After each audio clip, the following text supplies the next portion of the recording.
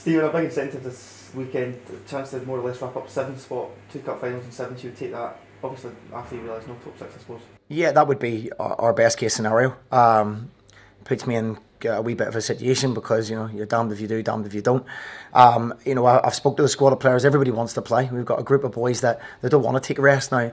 That's up to me to manage that. We've got 3 games in a week now, and I will manage that accordingly. But I feel we need to put a strong side out against St Johnstone as well because they're a big, strong physical team, and as you say, it could cement 7th place with a win. I suppose if there is a disadvantage to make a Scottish Cup final, it is the fact that maybe have to balance this out and be a wee bit more cautious just in terms of you don't want another big long injury list as you do at the moment.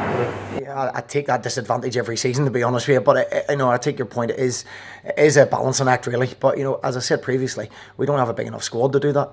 We have give young boys a chance. Young James Scott last week, but unfortunately he's broke his toe, so James won't be available. At least for another 10 days. So we might make the final. And we've got Andy Rose already injured. We've got young Barry Maguire who's made his debut this year. David Turnbull.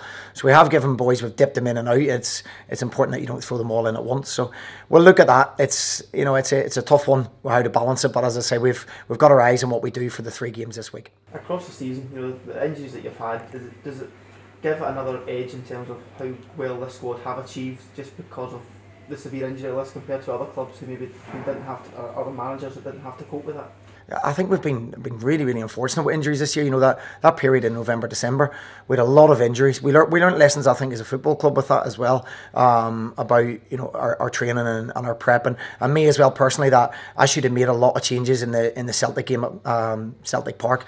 But I believe putting the strongest team out again, we may have won, and that backfired, and we picked up a lot of injuries from it. So we've looked at numerous things with that.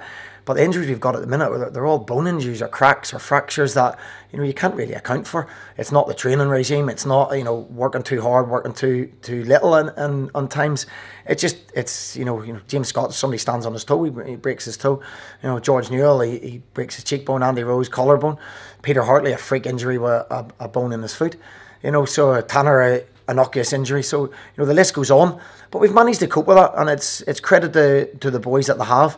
There's been a lot of boys played a lot of games, and have been available and have been fit, but we've had to cope with that, and to finish 7th would be a big achievement for us considering that run of injuries as well. Just in terms of St Johnstone, a tough test. How do you assess the threat of Tommy Wright's side? They're a good side, in truth, they've been in the top 6 every year now, for 3 or 4 seasons. So Tommy's done terrific with them, and with that, expectations rise. So people say St Johnstone have had a disappointing season, but I'm not so sure about that. I think Tommy's done really, really well there. They've got a side of boys that, similar to ourselves, they give absolutely everything. They've got boys that can win games as well. So it'll be a tough afternoon. There's never very much between the 2 teams. Is Ryan Bowman okay after pulling off? Ryan hasn't trained all week. It was just a kick. It swelled up, his knee swelled up. We're hoping to have him back fully today in training.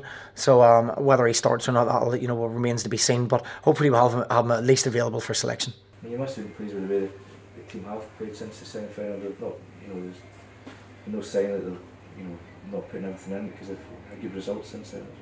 Yeah, I think it's probably a test of their character, and shows how good a bunch of boys we have. It's easy subconsciously to down tools and maybe just give that subconsciously not 5% less, but they don't. Even in training, I'm cringing at times, pull out of tackles, pull out of headers, just to try and keep the squad fit. But that's not what type of group of boys they are. They give absolutely everything, and I can't ask for any more from them. And we'll be doing exactly the same in the next 3 games. Just a word on I noticed that you had donated to the cause for a cup final display from the fans as well. That must be good that everybody's getting involved in that and making sure there's going to be a good colour at Hampden. Yeah, I think so.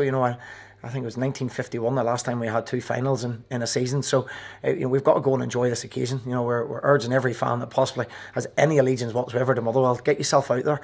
Come and support the boys. They're a terrific bunch of boys. They give everything for the badge and for the football club.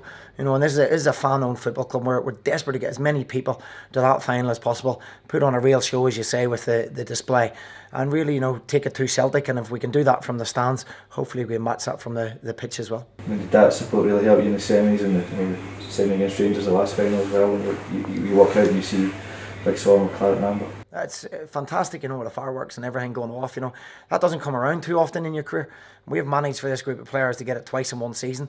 So they're creating history, and we would be desperate for as many people to come and support them and be part of that, because that's what it is. It's a football club that's together with the fans, with the community. If we can get as many people in that display and showing their support for the boys, I can assure you we'll match their desire and passion.